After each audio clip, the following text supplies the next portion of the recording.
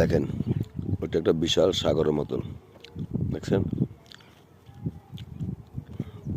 একটা সাগর বলতে মনে করলে চলে, দেখছেন? এখান থেকে প্রায় 1 কানি 10 ঘন্টা। তার মানে বিশাল একটা দিঘি। কেউ দিঘি ক, কেউ সাগর ক, কেউ পুকুর ক, এই হলো অবস্থান।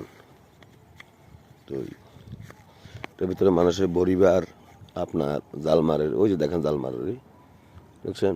জাল মারে অনেক বড় বড় মাছ আছে এটার ভিতরে।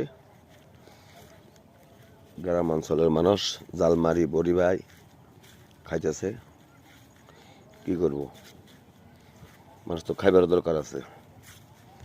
আর আল্লাহ এই বছরে আপনার